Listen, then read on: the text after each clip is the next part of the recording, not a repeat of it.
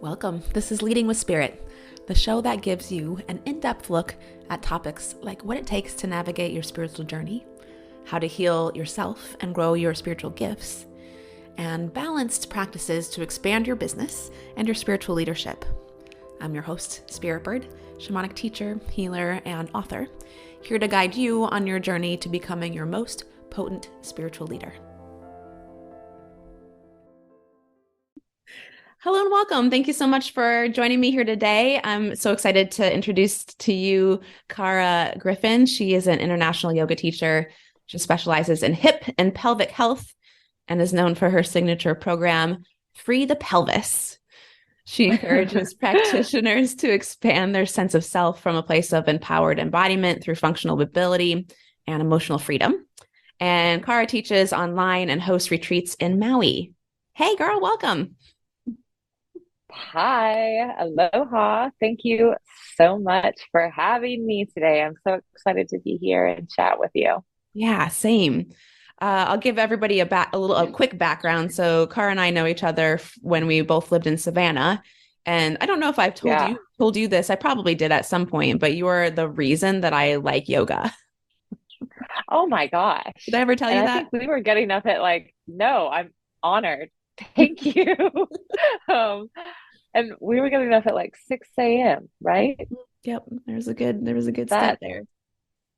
6 a.m. Yeah, that is some really good reason to get up. I'm so honored to hear that. Thank you. Yeah, I had dabbled for a while. I knew it was good for my body and I thought that I liked it, but for me, really what you helped me get over is I knew that it was good for me and my body and I wanted to do it, but there was that kind of funniness around it's so helpful if you find the right place and the right teacher for you. It just makes such a difference. And I was kind of struggling with some of the vibes from the studios didn't really mesh with me, and everybody has different styles, and now I have a higher tolerance. I'm not as picky. But it's I needed somebody that really fit and worked well for me and pushed me to my edges, but also, was really conscious and, centered and had the spiritual component, but wasn't all stuck up about it and made it fun. So I really appreciated that from you. Oh, thank you. Yeah, it's it's hard to hold on to too many kind of yoga standards when you're getting up at 6 a.m. It's who cares if you got on your Lululemon outfit or those things don't matter. It's we all made it. Yeah. We're here together. We're a family. Let's do Right. something. Beautiful. Yeah. So, I'd love for you to share more about Free the Pelvis and the place you have found yourself specializing in. Awesome. Um, I I kind of can't believe that I'm here, you know? I don't feel like I ever really searched for it. I don't feel like I ever really searched for I'm gonna be teaching yoga, you know? It just is one of those things that was like a gift that came to me. Um, so I think Free the Pelvis came from me just working with the body and just being such a nerd about yoga and somatics and um, movement in general and how that is medicine. And it was just like this epiphany one day that it was like, oh my God, all movement comes from the pelvis. Like the pelvis is everything, you know? And I think I got that actual phrase from a massage teacher. I can't remember their name, but I definitely didn't come up with Free the Pelvis. But now I see it everywhere, you know. Judith Hanson Lassiter, who's an amazing yogi, just wrote a book about yoga myths, and that's a whole chapter of it. Um, but Free the Pelvis is kind of evolved into this methodology, and it's like a battle cry, you know. Doing yoga in general feels very counterculture, very kind of punk rock to me, you know.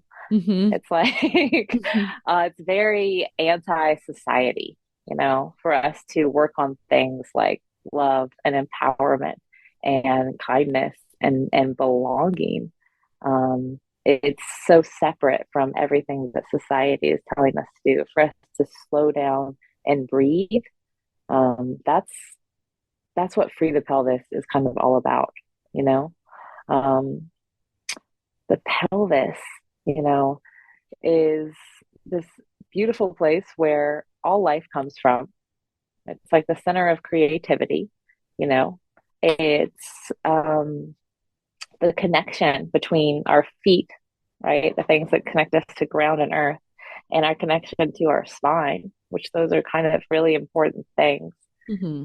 And especially having a body like a woman's body, like the female pelvis is the original like nature of the pelvis. Actually, the male pelvis is the adaptation from it, which I just found that out recently. Um, you know, so all embryos are born with the female pelvis. It's not until they get like androgens, you know, that when the gender is assigned, that they decide whether they're going to be male or female. But Interesting. it's this symbol of like fertility and digestion and elimination and creation. And I mean, if you think about it, like if we're both sitting down, but if we got up right now, the first thing that we would be doing is like tilting our pelvis forward to get up, you know? Mm-hmm. So the pelvis symbolizes so much more than just a physical location on our body. It's this greater connection to what I think is like the key to freedom, women's liberation, and like all people, you know? Mm-hmm. I could go on and on I see, down a I see long that in your tangent. eyes. Yeah. Mhm. Do you remember when, so do you remember when you felt called to start focusing there or teaching it or like bringing it forward? I think the more work that I do as like a student, the more I'm learning how to free my own pelvis. And then I'm like, whoa, let me share this. Mm-hmm. Um, I don't know if there was one moment exactly. I think that from working with like kind of the chakra system, you know, with the first three chakras, you know, you have your root chakra, the kind of grounding chakra, the second chakra, our sexuality, our creativity, and then the third chakra, which is the one that's powerful, kind of like being power filled, right?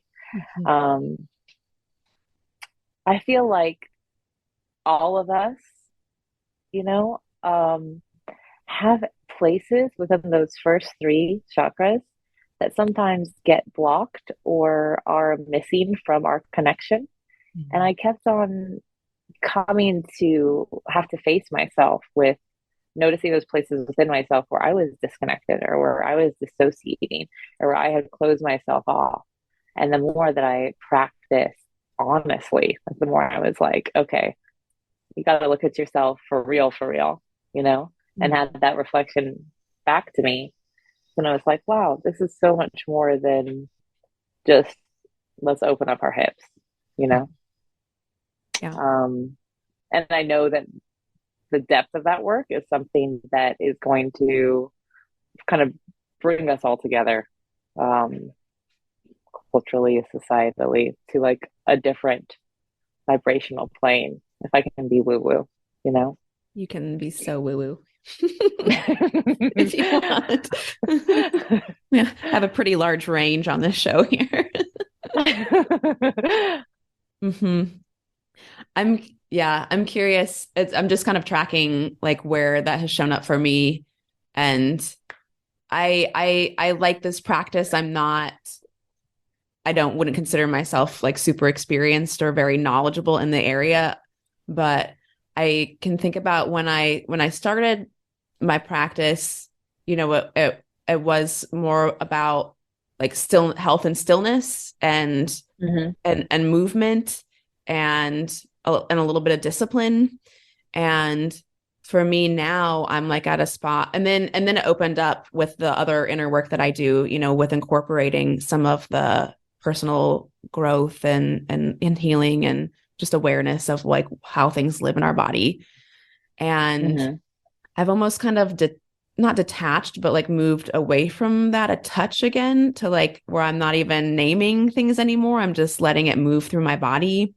And it helps me so much to have some time to not necessarily put a name on what this part of me is that needs worked on, or, that I'm working through in the body, and just like actually just moving it through the body.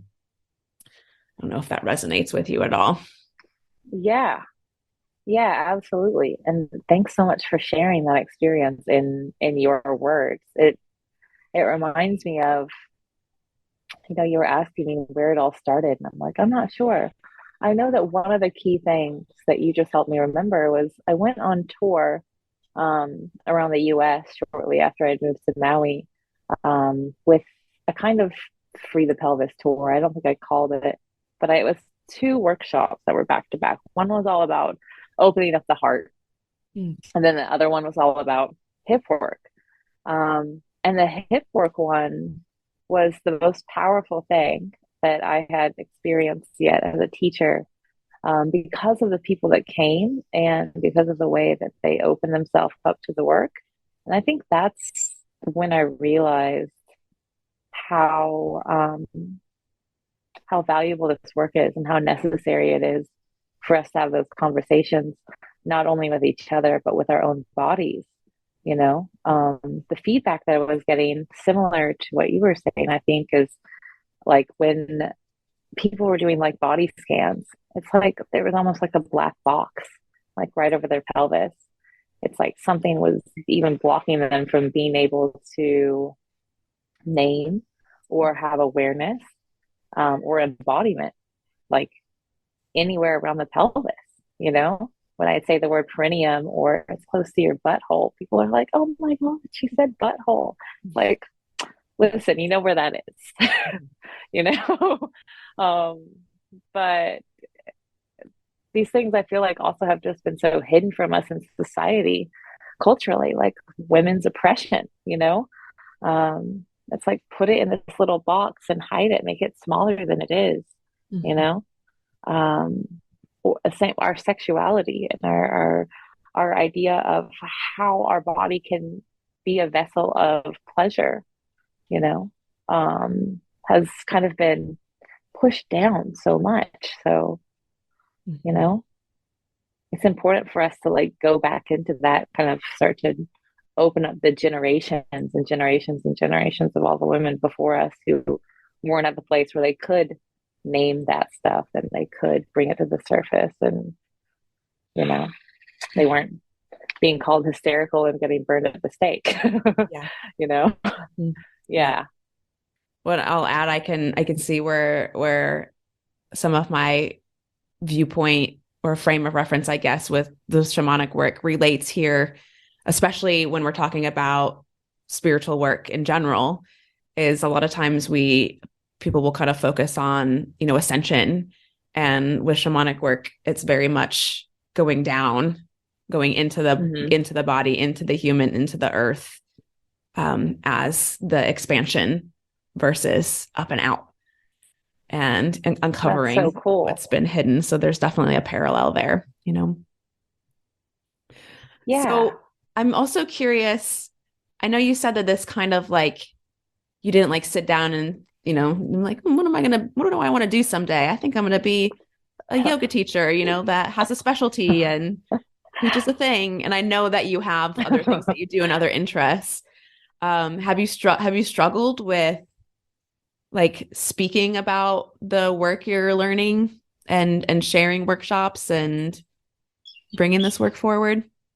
Has that been natural for you too? Yeah. I mean, I don't know if I feel like I want to put us all in the same category of like, we all have the same feelings. So like, is there anyone who is like, no, I've always been totally confident about this and free to be exactly who I want to be.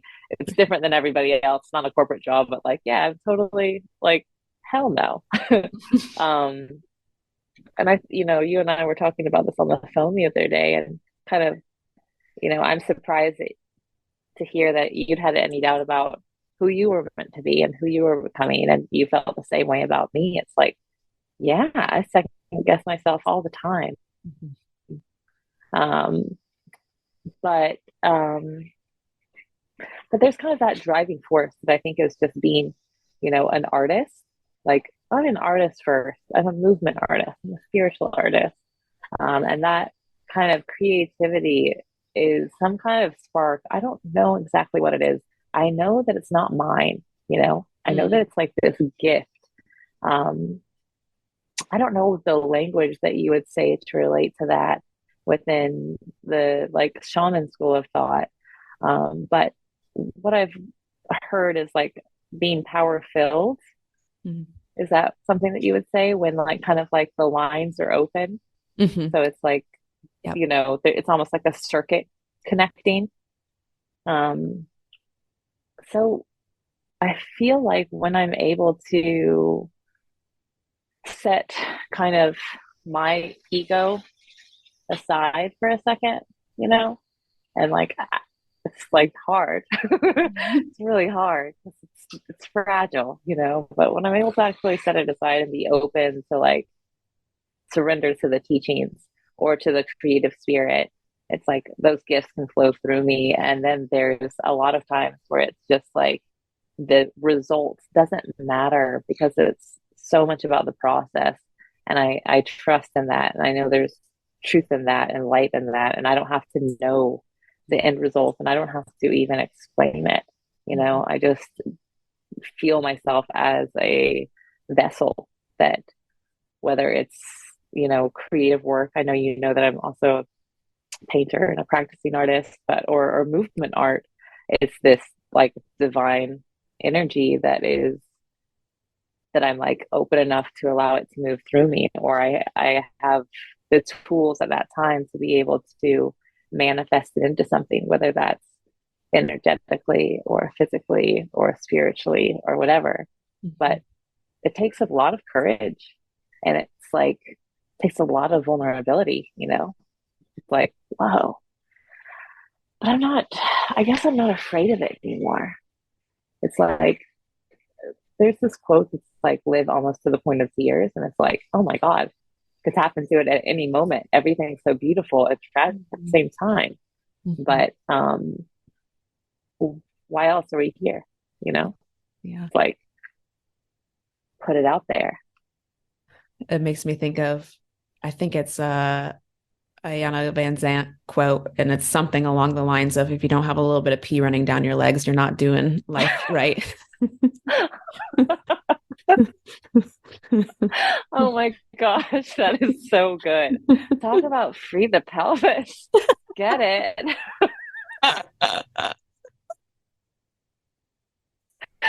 Oh my gosh, that's amazing. Do you feel like, I actually heard kind of oh, sorry, go ahead. no, go ahead. It's you. I was just saying a lot of times about incontinence with women, you Mhm. know. Mhm. Um, there's studies that are showing now from one of my pelvic floor teachers, Leslie Howard, that a lot of our incontinence comes from us holding on too tightly to our Mm. pelvic floor muscles, you Mhm. know? And it's like, oh, well, that makes a lot of sense. Mhm. Holding on to life. Mhm. Mhm. Let it go. Anyway, I digress. Yeah. You said that you feel like the fear is gone. Has that just been something that's happened little by little over time for you? Or can you name what has changed for you? You know, it's not a linear path at all. It's Hmm. totally chaos, you know, and it's kind of believing in the chaos, that the chaos is the path. Hmm. There's like a Buddhist saying about that. But yes, progressively more and more consistently, and the kind of like cloaks of fear or lesser value or all the things that we put on ourselves that are not us are coming off to be at the place where I am now that I was not at, 10 years ago. Did I still do it? Yeah. I was just a lot more scared. I had a Hmm. lot more anxiety around it. Right. Um, yeah, and probably too much pride to admit it. Um, but I think that's part of the thing that's come with age and consistency of practice artistically, yogically, spiritually, that it's still there, but um, the embodiment of the practice has taken over more consistently than the other things that tell me I am not that, you Yes. know? Yes. Um, yeah, where it's like very easy for me to live it out loud now. It's like those things are still there, but it's like I've made a clear choice that I'm choosing chaos, you know, Going into the storm. going into the storm. Yeah. Mhm. Mhm. I'll try to remember that Buddhist quote if I can about chaos. Oh, that like chaos is our true nature, you Mm. know? Yeah. Mm. Yeah. Yeah. I mean, we see that in nature everywhere. Well, Hmm. I mean, there is sort of an organization to it, but not really like a order, if that makes sense, Yeah. you know? I mean, then the flower dies Mhm. and then it loses its order again, you know? Mhm. Mhm. I don't know if that makes sense. That might be a little too abstract, It but makes sense. It makes sense. yeah. Yeah. It's the process thing that we're talking about. It's the river, it's the energy. It's not a constant thing. It's going deep in and remembering, you know, Mhm. to be Mhm. able to pull it out. Mhm. Yeah, which I feel like is one of your gifts besides movement. I mean, just to touch on kind of being the channeler that you were saying it's not yours. I see that with you with your art also, like having the gift of not only being open as a vessel, but being able to actually pull it through into the physical plane. And we were talking recently and you were sharing a little bit about where you were at and I guess in the last year or a couple years with having your yoga teacher life and your art life. Can you share a little bit more about that and what's going on for you there? Yeah. Yeah, definitely.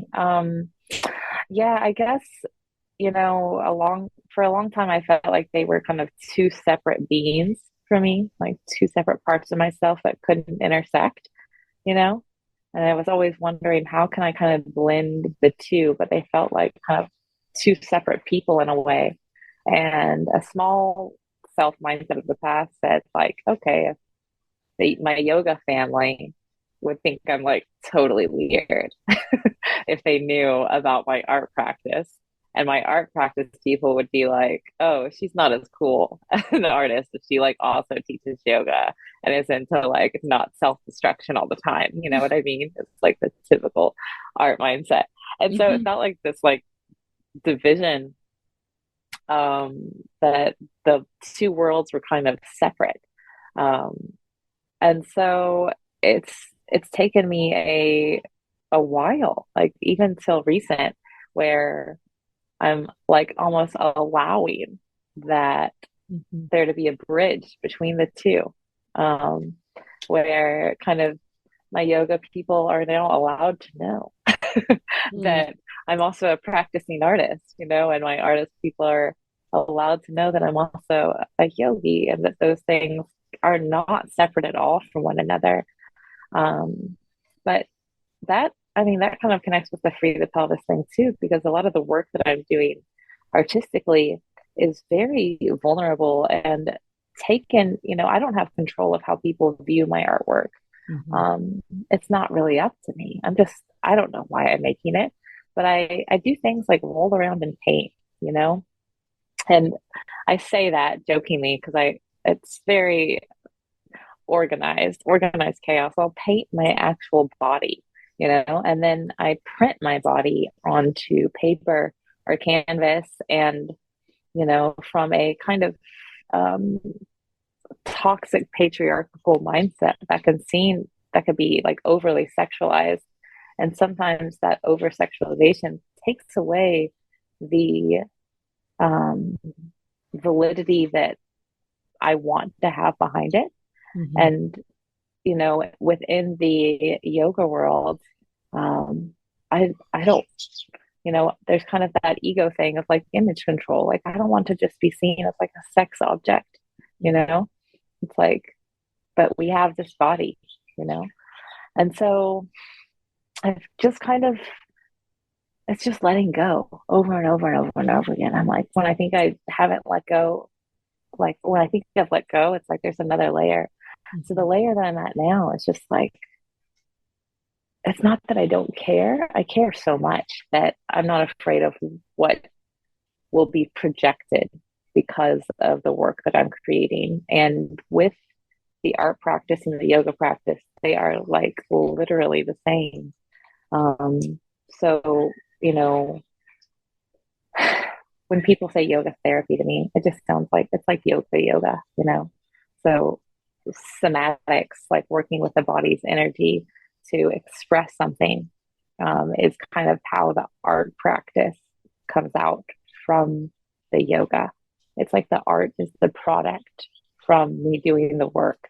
You know, Yes. it's just another extension of my asanas, the physical shapes that I make, which means posture, which is also a posture of our mind, you know? Um, like my yoga teacher was talking about this recently, Nikki Doan. She was saying that when we tune into these shapes, these asanas, that they have this kind of akashic record, like almost this collective consciousness that we tune into for all the people and all the like divine energies that have been there before. Mm. Does that make sense? Like that? Yeah, absolutely. Don't you love that?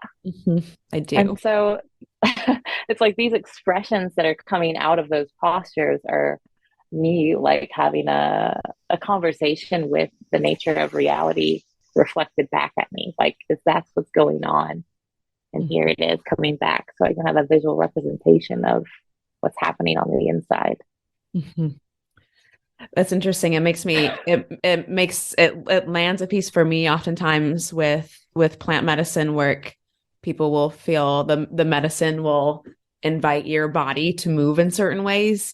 And oftentimes people will feel sort of they're almost animated by the plants and will find their body making different mudras or, you know, doing different poses that they don't know. They don't know what it means. Nobody ever taught them that. It's just their body wants to make that design. Yeah. Cool. So I feel like that it's kind of helpful to get that other piece of information because that definitely relates as far as like the collective consciousness and just understanding like that moving your body in that way will awaken the information that's encoded there. Mm-hmm. Yeah. Yeah. The posturing, like we choose a different posture in like an argument, right? Like the same thing, the posture of our mind, the posture of our body. And if we, you know, like the work that you're doing with the posturing of the consciousness behind the medicines, you know, and how that influences the body mind system. I mean, the body mind, it's all one, but we still think of it as separate, you know? Yeah. Where do I want to go here? I'm also just tracking the piece where you were sharing about, well, I'll relate, I guess, here that when I am, the more I'm sharing, I feel like what's true to me and what like wants to come through me, the more I realize that it's not mine. You know, the more I realize that I do feel like a vessel. And sometimes that, like as I'm navigating running a business in the 3D, sometimes that looks like taking chances on and saying things that other people won't say. Or sometimes that means taking chances and like merging or combining things or finding this like specialty or area in between that not a lot of people name. And and I feel like this is part of what is being channeled through us as individuals. Like nobody else could bring this work forward like you can.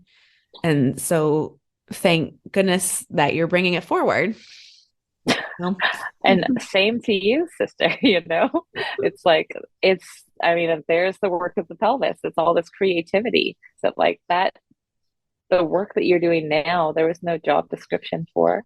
Like you literally made this up and you didn't make it up. It's been there for, you know, hundreds of thousands of years.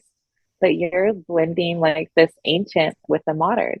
Mhm. And, you know, same with me in a different way. Like I'm not from India, you know, I didn't grow up Hindu. How can I share this work without culturally appropriating? Like I probably will accidentally, you know, but what is the bigger message is um, I can still be respectful of the traditions and the culture and share it with love and adoration and appreciation and allow the teachings to come through in a way like they're going to come through you, you know, differently than they will anyone else just because of who you are and your experiences in the world. So, like, what other choice do we have, you know?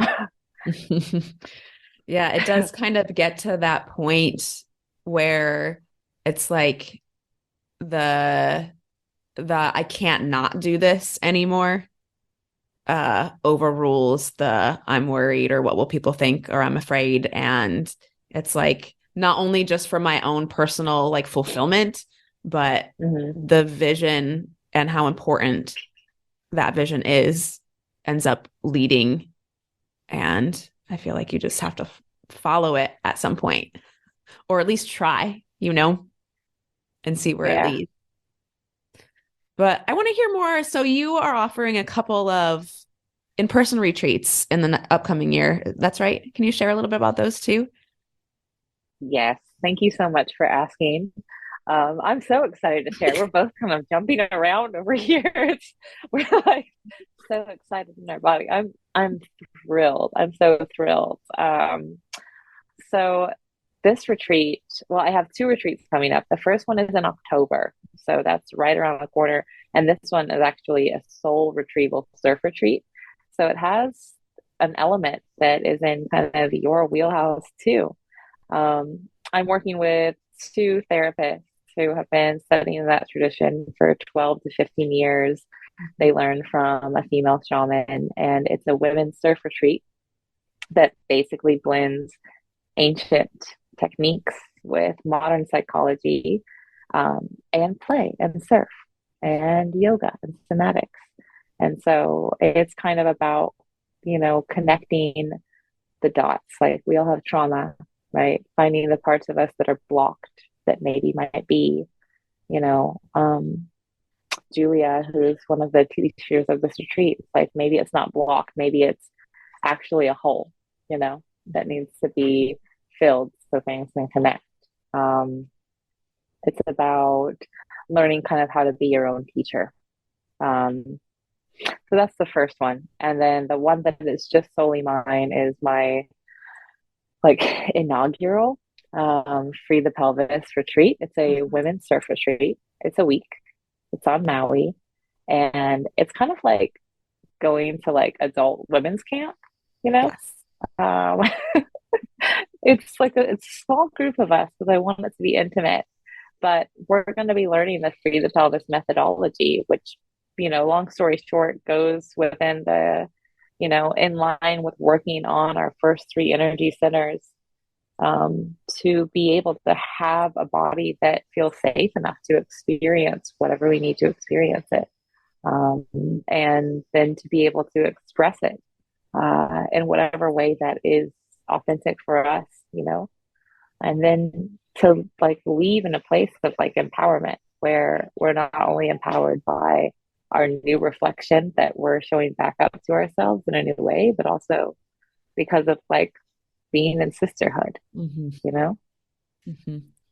Mm-hmm. So I just launched it. But you'll have to come learn how to surf. Have you surfed No. before? Mm-mm. No? Not really, We but it can be surf fun. just energetic waves. Yeah. I definitely know how to ride that. Yeah. I'm working with Maui Surfer Girls here. They're an incredible organization, and just like my family, they've been doing these camps for like 20 plus years. So they so graciously have kind of allowed me to come into their space, you know, Mm-hmm. and use all of their surfing like world class instructors, to do yoga and surf. You learn a lot from the water. Hmm. Hmm. It's a great teacher.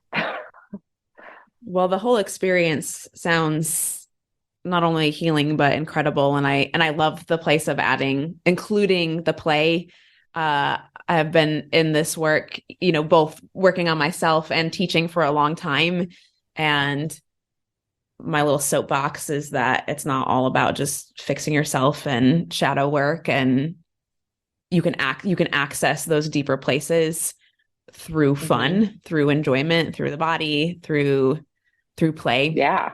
And it doesn't have to Amen. be the darkest. You can go to the deeper places when you include the play in the process, I think, personally. Yeah. Yeah. So I love that aspect of it too. Both have to exist, right? It's, I study Tantra, and that's kind of a similar thing. It's like they both they both can exist in the same space. It's not one or the other, you know?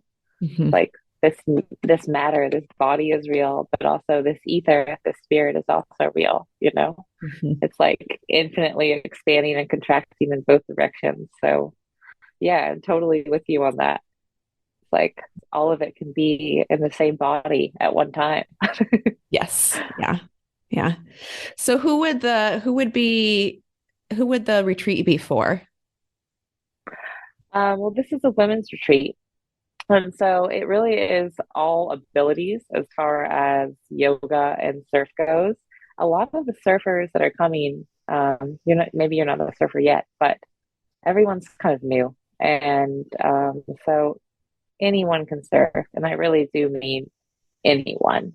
We're not surfing like a huge big wave. These are long boards, and they're in very good hands. And then the yoga aspect of it is anybody who feels like they want to go deeper in their practice and connect with other women and want kind of a methodology, a practice that they can take home with them that doesn't have to be like 60 minutes a day, you know? It's like, here are some tools that will work for you that can take 5 to 20 minutes a couple times a week. That when you need some help, when you feel like you need some help in self expression, or if you are one of the people that dissociate a lot, I totally, yoga is great for dissociation if you want to use it that way, by the way.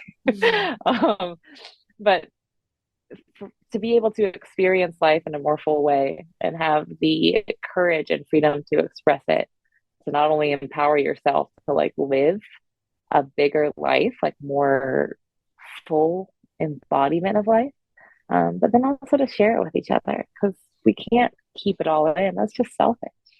Mm. Like, to be able to share a bigger portion of your life with others. Mhm. Yeah, It's going to beautiful. be so fun. I love it. It sounds amazing.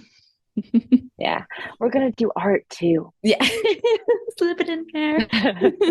We're going to do art. Well, that's wonderful. And you also, for our listeners, you're offering a gift. So you're offering a free group class, right? Yes, yes. Thank you so much. So every Monday, I'm doing an online class. I'm calling it Movement Mondays. It's just 45 minutes and they're themed monthly.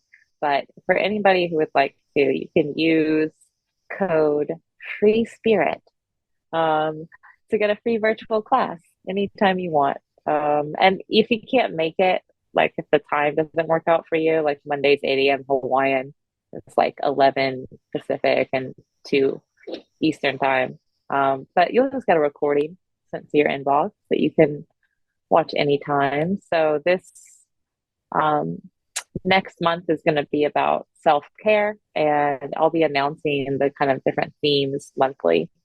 Lovely. But yeah, little digestible moments that you can kind of pull from the library if you want to and say, okay, what do I need today? Okay, rest. I need to sleep. I want to breathe better. I want this, kind of pick and choose um, the type of energy that you want. Perfect. Perfect. Well, I definitely encourage my listeners to take advantage of that because it's a treat to work with you in any capacity. Thank you so much. So this might be, you might not know what this is yet, but I'm curious, like, what do you feel is on the horizon for you? What would you like to call in? Um, I've definitely set a lot of balls rolling with, offering the retreats and blending the art with the yoga, you know. Um, I've been really enjoying learning to work with fire lately, Hmm. um, like fireworks as an art medium. Oh, So I have this very grandiose performance art that has been in my heart, in my body for a long time, that I've just been waiting for like the courage and also the right space to express it. And I have it all now. So on the horizon, I know I'm going to be having some kind of performance art that blends yoga with body printing, with some fireworks, with freedom of expression. And I'm going to need a collective to do it. So I'm going to need you yes. and anybody else who wants to join and like take our little freedom, free the pelvis flag and march up the mountain together, um, to, to have a big experience of belonging together towards more liberation for all beings is coming. Thank you for naming that. Yeah. What about for you? I'm curious. Oh, Am I allowed to ask you that? I didn't see that one coming. Sure. Um, I did share with you that I'm bringing a new program forward, and along with that, I'll be helping people really create something new. Is one of the premises is to really step into their, I don't even want to say like their soul work, but like actually just bring something new forward that people haven't done before and in their unique way, and with the underlying intention of disruption, with the underlying intention Yeah. of creating some conscious, intentional, not reckless, but really beautiful ripples. And so for me, I think that I'm readying myself to lead something like that. Um, Mm. and and working on freeing up my voice more to really say the visions that I see and that I feel in my body and are sometimes hard to articulate. Um, that's what I'm readying myself for. Yeah. Yeah. We get choked up sometimes because it's like too much, you know, too much to express. I see that for you. It Mhm. sounds like your ripples are going to be waves. Maybe you're going to be surfing them. So, they have a wave effect. They'll send them all the way across the Yeah. ocean. Oh, that's exciting. I'm so grateful that you're doing the work that you're doing. And thank you for sharing it, not only with me, but with the world. It's so important and it's so empowering to see and to have that reflection of like, where we were when we met, I don't know, 10 years ago is Mhm. kind of the same, but also so different. And I Mhm. just am so proud to stand next to you or even virtually. I just see the the growth. It's undeniable, and see the expansion. It's like it's not stopping either. Yeah. Yeah. And I appreciate your authenticity and openness. I feel like one of the places I see people hold themselves back the longest is the fear or feeling like they need to be more of an expert to share who they are and what they see. And everyone should know that it feels like that for all of Yeah. us. I might I just spent some time with my yoga teacher. She was like, made a joke. She's like, do you like what the Lululemon bag says? Like, do something that scares you every day. You know, I, yeah, we're scared. Do it anyway. You know, I dare you. I dare you to do this uh, wonderful thing you're dreaming up. okay. Well, since you dared me, I guess I have to now. So thanks. Well, Cara, it's lovely to talk to you. You have so much wisdom and so much to offer. And again, just a reminder for everybody that you can, I'll be posting the links where you can get more information about what Cara's offering and that free class. Definitely take advantage of that. That'll all be in the show notes. And I'm so excited to see where you go next.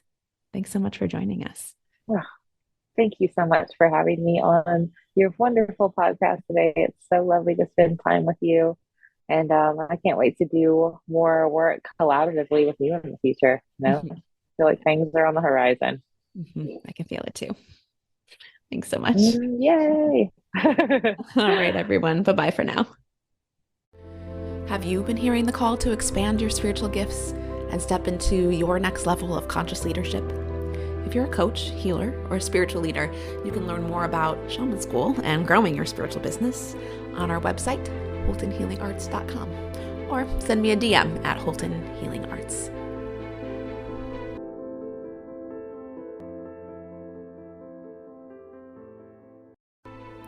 Welcome to today's Member Query episode, where we explore questions about spiritual paths, intuitive gifts, growing a spiritual business, and shamanism.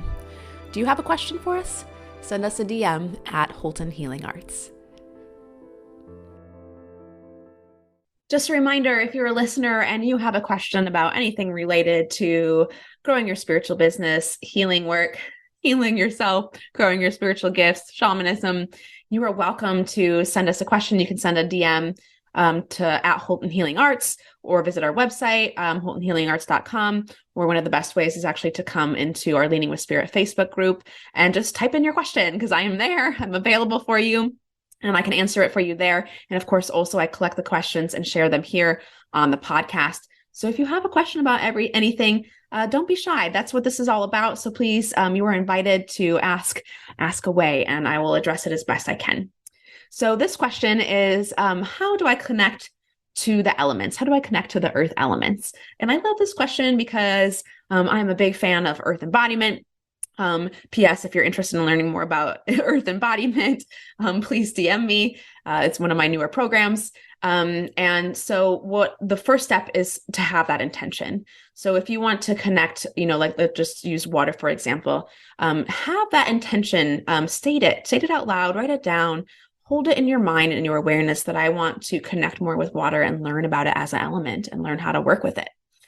And then the next step is to be available for the teachings. I know that might sound a little vague, but from there, when you hold that intention in your awareness, the water will start to show up in your life in a way where it will teach you things. So really all you have to do is hold that question, sort of keeping it in your mind, and you'll start to have interactions and direct teachings from those elements. And then what I find helps in this process is when you notice a teaching, when like water has come in and you watch it do something and you learn something from it, maybe have a journal or a place where you collect those teachings and write it down, because the more you write it down or tell somebody else about the experience, the more you share those understandings in the 3D, the more life will bring you. So you'll actually get more teachings the more you share it with others. I hope you enjoyed this episode of Leading with Spirit. If you did, please share the link for this episode with your biggest takeaway, tagging me at Holton Healing Arts. It would also support me if you subscribed and left a rating and review of the show so we can support more people living their highest purpose. Until next time, journey on.